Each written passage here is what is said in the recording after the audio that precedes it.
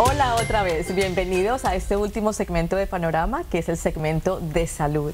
Y hoy le doy la bienvenida a un gran amigo, al doctor Adrián Jarquín Valdivia, neurólogo de TriStar Centennial Medical Center. Doctor, hola. Hola, muchas gracias por tenerme otra vez en tu programa. Un placer tenerte. Siempre aprendo cantidad de cosas súper interesantes.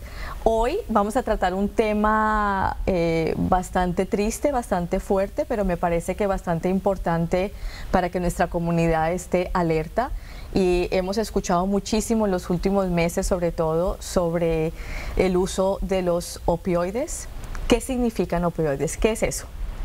Opioides son químicos derivados de plantas que actúan en el cerebro, sobre todo, inhibiendo o disminuyendo la sensación de dolor que el paciente experimenta. Entonces, han estado en uso por 150 años o más, pero desde temprano se notó que había una tendencia poderosa a la adicción. Okay. Y eso pues ha sido el gran problema del uso de estas medicinas, que tienen un gran efecto, pero también tienen un gran efecto secundario.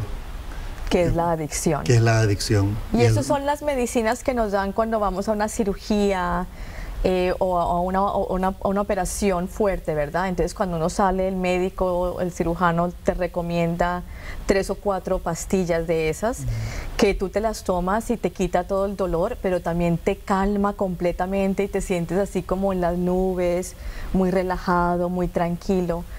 ¿Qué es lo que está sucediendo en el cerebro cuando uno se toma una pastilla de esas? Sobre todo en la parte del dolor. El efecto es que bloquea el acceso de la ruta del dolor hacia el cerebro. Y entonces el cerebro percibe menos dolor, pero también hay un efecto en la parte emocional, disminuyendo la respuesta al dolor. Y entonces hay por lo menos esos dos efectos. Y el potencial de adicción no solamente es el físico, sino también el psicológico. Claro. Pensar de que solamente esta medicina, este efecto externo puede controlar el dolor, y yo creo que ese efecto psicológico es una oportunidad poderosa para poder manejar la posibilidad de adicción, disminuirla. Claro. Entonces, porque de todas maneras el cuerpo está experimentando dolor, ¿verdad? Porque tuve una cirugía, obviamente, si hubo una incisión, etcétera. Pero entonces lo que hace la pastilla, el opioide, es que me bloquea que el cuerpo le diga al cerebro, estoy en dolor. Correcto. Entonces eso es lo que bloquea, que obviamente es necesario porque no nos podríamos aguantar el dolor después de una cirugía, etcétera. Pero entonces la parte psicológica, la parte emocional, que alguna gente lo utiliza para calmar un dolor espiritual o un dolor emocional, es el problema que estamos teniendo, ¿verdad? Es parte del problema, creo yo, porque de ese ángulo, como lo presentás, el arte y la música tienen un efecto muy similar, ¿verdad? Pero aquí estamos hablando de una sustancia que puede tener un efecto tremendamente negativo en el individuo y la sociedad. Pero las investigaciones recientes han sido muy interesantes, déjame contarte. Por ejemplo, han habido estudios recientes demostrando que individuos que practican meditación, control propio, control que viene interno, no externo como sería una píldora, una pastilla o una cápsula, el control interno propio de la persona propia tiene un poder muy similar, si no es que superior a la morfina. ¡Wow! Entonces, existe esta habilidad interna que podemos desarrollar, igual que podemos aprender a cocinar o a hacer una silla o cualquier otra habilidad manual. Existe una habilidad mental de poder tener ese control interno que incluye el controlar el dolor físico y mental, probablemente. A través de la meditación. A través de la meditación. ¿Qué tal del poder de aprender uno a respirar correctamente? Porque muchas veces yo me doy cuenta que estoy respirando acá arriba, o sea, muy rápido, y que no estoy respirando con todos los pulmones, y también cuando la gente está angustiada o va a llorar por algo, lo primero que uno le dice a la persona es respira. ¿Qué tiene que ver la respiración con uno poder calmarse, controlar dolor o controlar emociones? Excelente pregunta. En el sistema nervioso tenemos dos componentes hasta cierto punto opuestos. El sistema autonómico simpatético, que es aquel sistema que te prepara para pelear, para luchar, para correr, y el otro sistema que es calmante, ¿verdad? Cuando te vas a comer, cuando vas al baño, ¿verdad? Sí, te tranquilo, calma, ¿verdad? Y entonces el respirar profundo aumenta la actividad del nervio principal, el nervio vago, disminuyendo la frecuencia respiratoria y cardíaca, y con eso también la cantidad de adrenalina en el cuerpo. Entonces, respirar profundo y despacio es una parte principal de los sistemas de meditación. Prácticamente todos usan respirar profundo y despacio y calmando la mente, ¿verdad? Y concentrándose en algún objeto y manteniendo la concentración en ese punto.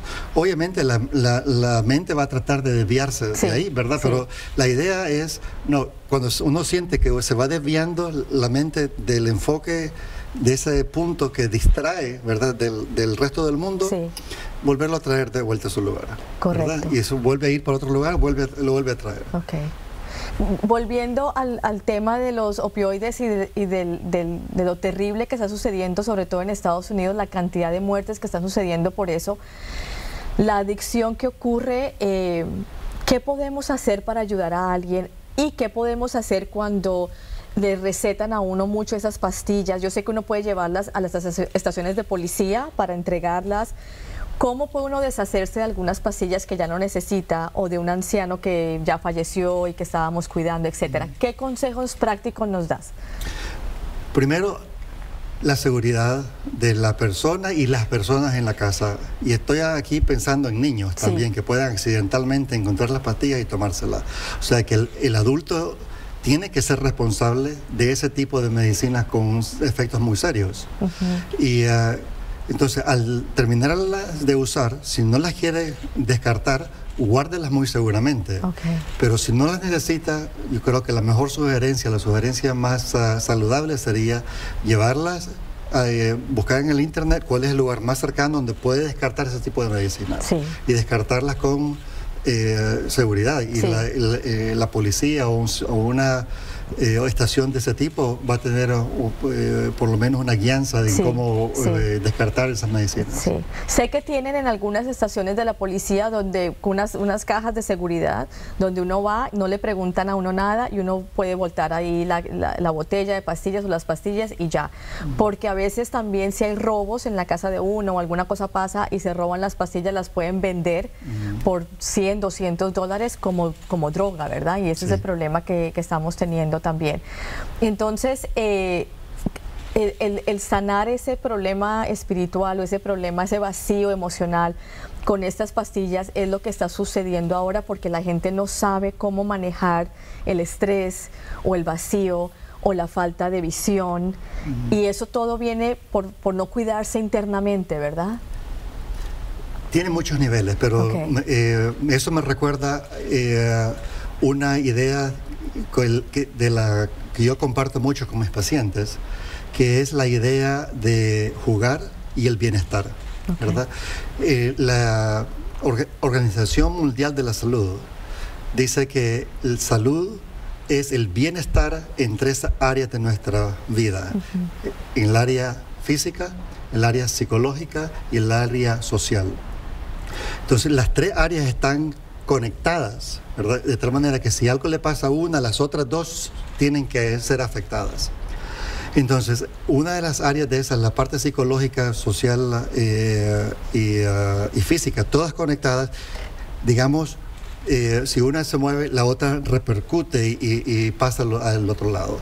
Entonces, una forma que yo he encontrado de identificar problemas en mis pacientes es preguntar cuántos juegos tienen ellos en su vida, claro, ¿verdad?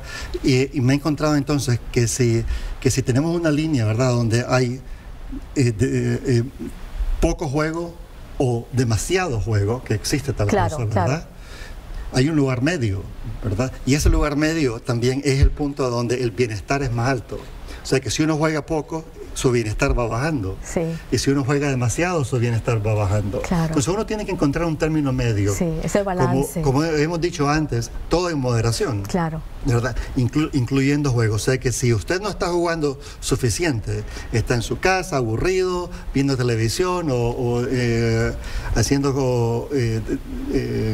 o trabajando demasiado sin descansar. Trabajando demasiado es una forma de escape, claro, ¿verdad? Y de algún dolor, claro, social o psicológico. Entonces hay que balancear eso, ¿verdad? Saber, poniéndose metas y límites personales. Voy a trabajar tanto de aquí hasta acá y el resto es para mí, para mi familia, y tener un horario. Si necesita un reloj que le diga a tal hora voy a ir a hacer ejercicio, sí, o arte, vaya a las tiendas que venden pinturas o otros hobbies. Y si no tiene uno, por favor, búsquelo. Búsquelo. Bueno, gracias doctor. Como siempre quedamos como en punta. Queremos hablar más con el doctor Valdivia, así que lo volvemos a traer para otro programa. Ahora voy a respirar. Gracias por estar con nosotros, amigos. Para Panorama, yo soy Marcela Gómez. Hasta la próxima.